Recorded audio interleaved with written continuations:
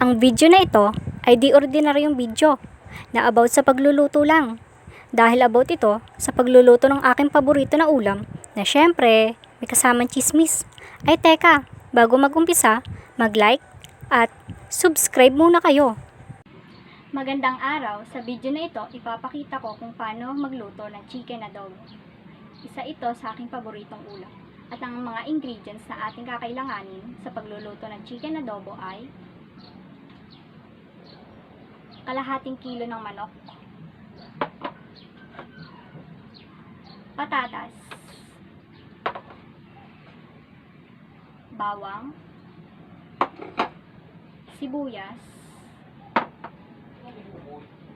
mga pampalasa, at ang toyo at suka. Kaya tara, samahan niyo ako.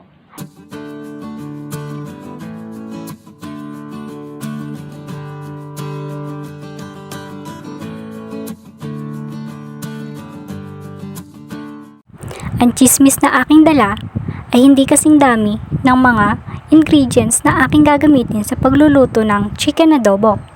Ang chismis na ito ay narinig ko lang sa tabi-tabi. Kaya ano pang hinihintay natin? Simulan na ang pagluluto na may kasamang chismisan. Tara na!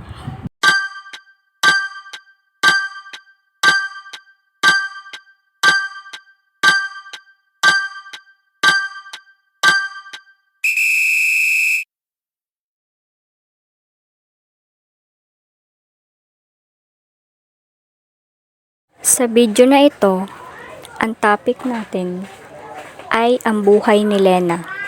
Si Lena ay isang mag-aaral na nasa ikatlong taon sa kolehiyo. Si Lena ay may buong at kumpletong pamilya. Parehas ang kanyang magulang ay walang trabaho.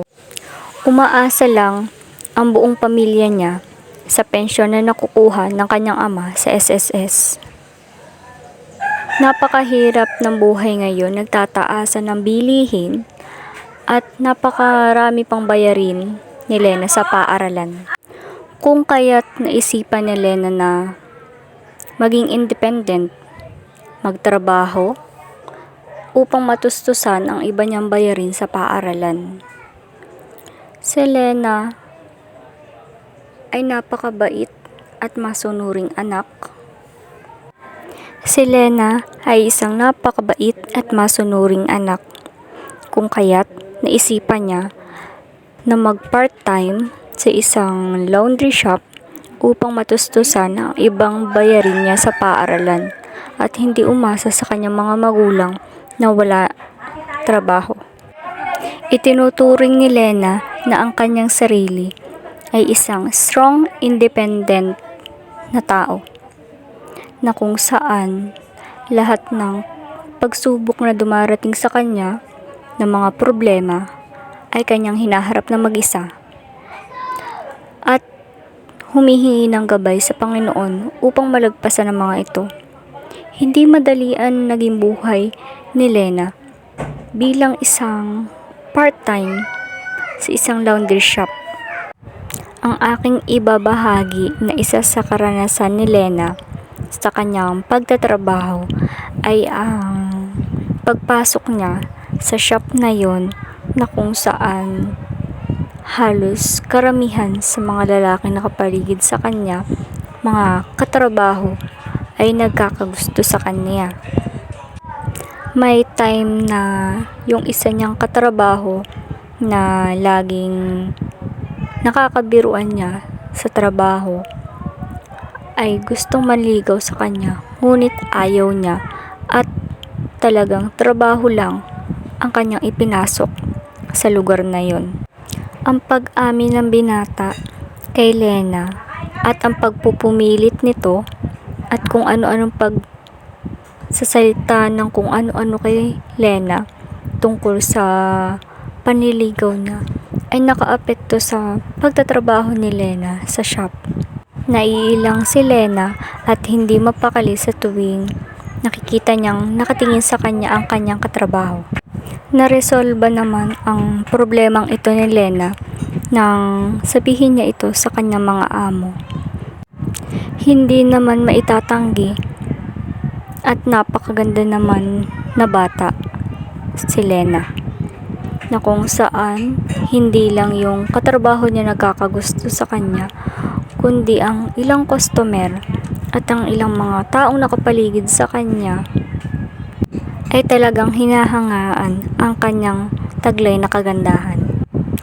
Ngunit hindi mababago ang goal ni Lena, na kung saan pumasok lang siya doon upang makapagtrabaho at matustusan ang ibang bayarin niya sa paaralan. Talagang napakasipag ni Lena sa trabaho, kung kaya't paboritong-paborito siya ng kanyang mga amo.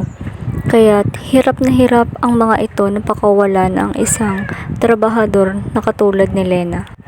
Ang mga pera, mga sahod na naipon ni Lena ay ginamit niya upang makabili ng sariling laptop na magagamit niya sa kanyang pag-aaral ngayon sa kolehiyo. Talagang iyong hahangaan ang pagiging strong independent ni Lena. Bukod sa taglay niyang kagandahan, ay napakasipag pa nitong bata.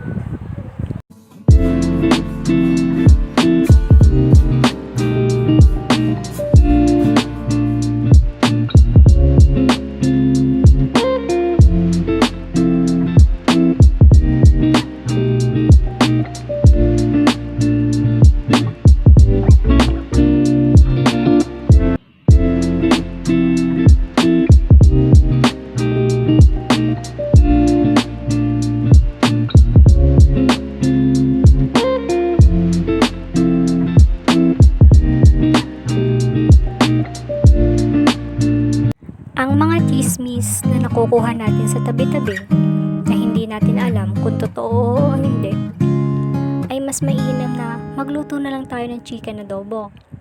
Alam natin ang history at ang mga benepisyong makukuha natin dito na makakatulong upang tayo ay mas lusog. Ang mga chismis ay walang maidudulot na maganda, ngunit ang chicken adobo ay marami. Papalakas ang katawan. Sa chismis, utak mo lang mabubusog dahil sa mga impormasyon na iyong makakalap. Ngunit sa chicken adobo, mabubusog ang iyong tiyan at lulusog ka pa.